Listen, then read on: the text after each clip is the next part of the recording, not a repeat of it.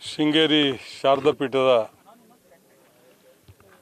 ಪರಮಪೂಜ್ಯ ಜಗದ್ಗುರುಗಳಾದಂಥ ಶ್ರೀಯುತ ಭಾರತೀತೀರ್ಥ ಮಹಾಸ್ವಾಮಿಗಳ ಸನ್ಯಾಸ ಸ್ವೀಕಾರ ಮಾಡಿ 50 ವರ್ಷಗಳು ಸಂದಿದ್ದಾವೆ. ಅವರ 50 ವರ್ಷಗಳ ಸನ್ಯಾಸ ಸ್ವೀಕಾರ ಸಂದರ್ಭದಲ್ಲಿ ಅನೇಕ ಧಾರ್ಮಿಕ ಕೆಲಸಗಳು ಮತ್ತು ಶಂಕರಾಚಾರ್ಯರು ಏನು ಸನಾತನ ಧರ್ಮದ ಉಳಿವಿಗೆ ಏನೇನು ಕಾರ್ಯಕ್ರಮವನ್ನು ರೂಪಿಸಿದ್ರು ಅದನ್ನು ಇಲ್ಲಿ ಮಠದಲ್ಲಿ ಸನಾತನ ಧರ್ಮ ಪ್ರಚಾರ ಮಾಡುವ ಮುಖಾಂತರ ಇವತ್ತು ಜನಜಾಗೃತಿ ಮೂಡಿಸಿ ಅನೇಕ ಧಾರ್ಮಿಕ ಚಟುವಟಿಕೆಗಳಲ್ಲಿ ತೊಡಗಿಸ್ಕೊಳ್ಳೋದ್ರ ಜೊತೆಗೆ ಅನೇಕ ಸಾಮಾಜಿಕ ಕಾರ್ಯಕ್ರಮಗಳನ್ನು ಕೂಡ ಮಾಡ್ಕೊಂಡು ಬಂದಿರತಕ್ಕಂಥದ್ದು ನಮ್ಮೆಲ್ಲರಿಗೂ ಗೊತ್ತಿದೆ. ಅದರ ಪ್ರಯುಕ್ತ ಇವತ್ತು ಎಲ್ಲ ಸುಮಾರು 6ರಿಂದ 9ನೇ ತರಗತಿಯ ವಿದ್ಯಾರ್ಥಿಗಳು 10ನೇ ತರಗತಿಯ ವಿದ್ಯಾರ್ಥಿಗಳು ಸ್ತೋತ್ರ ತ್ರಿವೇಣಿ ಮಹಾಸಮರ್ಪಣಾ ಕಾರ್ಯಕ್ರಮವನ್ನು ಶ್ರೀ ವಿಧುಶೇಖರ ಭಾರತೀ ತೀರ್ಥ ಶ್ರೀಗಳ ನೇತೃತ್ವದಲ್ಲಿ ಇವತ್ತು ಹಮ್ಮಿಕೊಂಡಿದ್ದು, ಇವತ್ತು ಜಿಲ್ಲಾದ್ಯಂತ ಮತ್ತು ಬೇರೆ ಬೇರೆ ಕಡೆಯಿಂದ ವಿದ್ಯಾರ್ಥಿಗಳು, ಸಾರ್ವಜನಿಕರು, ಭಕ್ತ ಮಹಾಶಯರು ಸುಮಾರು 40ರಿಂದ 50 ಸಾವಿರ ಜನರು ಆಗಮಿಸುವ ನಿರೀಕ್ಷೆ ಇದೆ. ಅದರ ಮುಖಾಂತರ ಆ ಕಾರ್ಯಕ್ರಮವನ್ನು ಇವತ್ತು ಭಾಳ ಅತ್ಯಂತ ಯಶಸ್ವಿಯಾಗಿ ವಿಜೃಂಭಣೆಯಿಂದ ಮಾಡ್ತಾ ಇದ್ದಾರೆ. ಅದಕ್ಕೆ ಇವತ್ತೇನು ಈ ರಾಜ್ಯದ ಜನಪ್ರಿಯ ಉಪಮುಖ್ಯಮಂತ್ರಿಗಳಾದಂಥ ಶ್ರೀಯುತ ಡಿ ಕೆ ಶಿವಕುಮಾರ್ ಇನ್ನು ಕೆಲವೇ ನಿಮಿಷಗಳಲ್ಲಿ ಇಲ್ಲಿ ಆಗಮಿಸಿ ಆ ಕಾರ್ಯಕ್ರಮದಲ್ಲಿ ಭಾಗವಹಿಸಿ ತೆರಳಿದ್ದಾರೆ. ಹಾಗೆಯೇ ಅನೇಕ ಮಂತ್ರಿಗಳು ಬರಬೇಕಾಗಿತ್ತು. ಕಾರ್ಯವತ್ತಡ ಜಿಲ್ಲಾ ಉಸ್ತುವಾರಿ ಸಚಿವರು ಕೂಡ ಇವತ್ತು ಬರುವ ಕಾರ್ಯಕ್ರಮ ಇತ್ತು. ಕಾರ್ಯವತ್ತಡದಿಂದ ಅವರೊಬ್ಬರು ಬರ್ತಾ ಇದ್ದಾರೆ.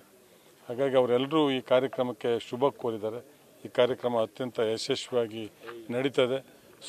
ಶ್ರೀಗಳು ಸುಮಾರು 17,500 ಜನ ವಿದ್ಯಾರ್ಥಿಗಳಿಗೆ ಮಧ್ಯಾಹ್ನದ ಬಿಸಿಯೂಟನ್ನು ಫ್ರೀಯಾಗಿ ವಿತರಣೆ ಮಾಡ್ತಿರ್ತಕ್ಕಂಥದ್ದನ್ನು ಕೂಡ ನಾವು ಈ ಸಂದರ್ಭದಲ್ಲಿ ಗಮನಿಸ್ಬೋದು.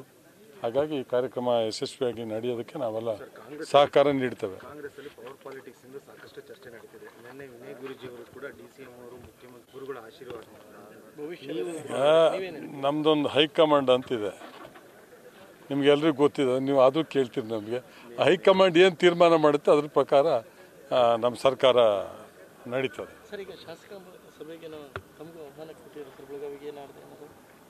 ಬೆಳಗಾವಿಲಿ ಅದು ಈಗ ಬೆಳಗಾವಿಲಿ ಇರೋದು ನಾವೇನು ಅವತ್ತು ಮುಂದುವರೆದು ಮಹಾತ್ಮ ಗಾಂಧೀಜಿಯವರ 100ನೇ ವರ್ಷದ ಹಿಂದೆ ಅವರು ಏನಲ್ಲಿ ಸಭೆ ಮಾಡಿದರು ಅದ್ರ ಪ್ರಯುಕ್ತ ಒಂದು ಕಾರ್ಯಕ್ರಮ ಹಮ್ಮಿಕೊಂಡಿದ್ದು. ಅವತ್ತು ನಮ್ಮ ದೇಶದ ಅತ್ಯುನ್ನತ ಪ್ರಧಾನಮಂತ್ರಿಗಳು ಮನಮೋಹನ್ ಸಿಂಗ್ರವರು ನಿಧನರಾಗಿದ್ದರಿಂದ ಅದು ಮುಂದೋಗಿತ್ತು. ಆ ಕಾರ್ಯಕ್ರಮವನ್ನು ಕೂಡ ಮಾಡಬೇಕು ಅವತ್ತು ಅನ್ನೋ ಒಂದು ದಿನದ ಕಾರ್ಯಕ್ರಮ ಮಾಡಬೇಕು ಅಂತಿದೆ. ಅದ್ರ ಜೊತೆಗೆ ಇವತ್ತೇನು CLP ಮೀಟಿಂಗ್ ಅದು ಕರಿತಾ ಇರ್ತಾರೆ ಯಾವಾಗಲಾದರೂ ಚರ್ಚೆ ಮಾಡೋದ್ರ ಬಗ್ಗೆ. ಮುಂದೆ ಬಜೆಟ್ ಮಂಡನೆ ಮಾಡಬೇಕು, ಅದ್ರ ಬಗ್ಗೆ ಕೆಲವು ಏನೇನು ಬಜೆಟಲ್ಲಿ ಸೇರ್ಪಡೆಗೊಳಿಸ್ಬೇಕು, ಏನೇನು ಸಮಸ್ಯೆಗಳಿದ್ದಾವೆ ಯಾವ್ಯಾವ ಕ್ಷೇತ್ರದಲ್ಲಿ ಅನ್ನೋದನ್ನು ಚರ್ಚೆ ಮಾಡೋದಕ್ಕೆ ಕರೆದಿರ್ತಾರೆ.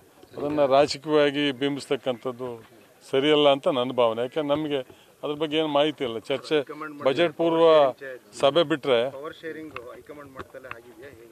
ಅದು ಹೈಕಮಾಂಡಿಗೆ ಗೊತ್ತು, ನಮಗೇನು ಗೊತ್ತಿಲ್ಲ ಅದ್ರ ಬಗ್ಗೆ. ಸದ್ಯಕ್ಕೆ ಸನ್ಮಾನ್ಯ ಸಿದ್ದರಾಮಯ್ಯನವರು ಜನಪ್ರಿಯ ಮುಖ್ಯಮಂತ್ರಿಗಳು ಒಳ್ಳೆ ಕೆಲಸ ಮಾಡ್ತಾ ಇದ್ದಾರೆ. ಅವ್ರ ನೇತೃತ್ವದಲ್ಲಿ ಡಿ ಕೆ ಶಿವಕುಮಾರ್ ಎಲ್ಲ ಮಂತ್ರಿಮಂಡಲ ಕೂಡ ಸಕ್ರಿಯವಾಗಿ ಕೆಲಸ ಮಾಡ್ತಾ ಇದೆ. ತಾವೀಗ ನೋಡಿದ್ದೀರಿ, ಎಲ್ಲ ಗುಂಡಿ ಮುಚ್ಚ ಕೆಲಸ ಮಾಡಿದ್ದೀವಿ.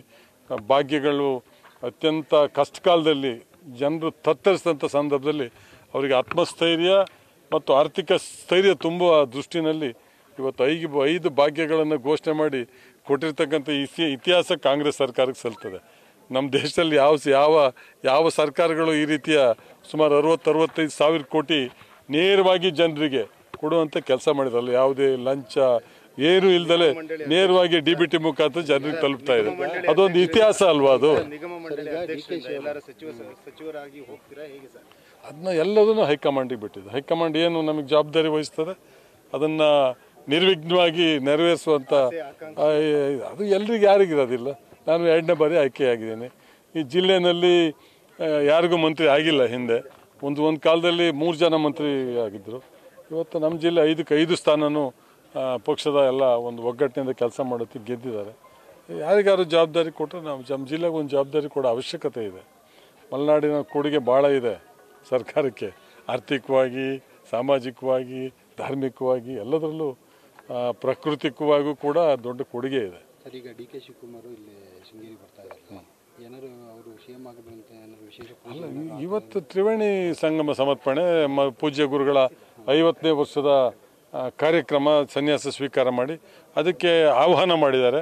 ಅದಕ್ಕೆ ಅವರು ಪೂಜ್ಯರ ಆಶೀರ್ವಾದ ಪಡೆಯೋದಕ್ಕೆ ಬರ್ತಾ ಇದ್ದಾರೆ.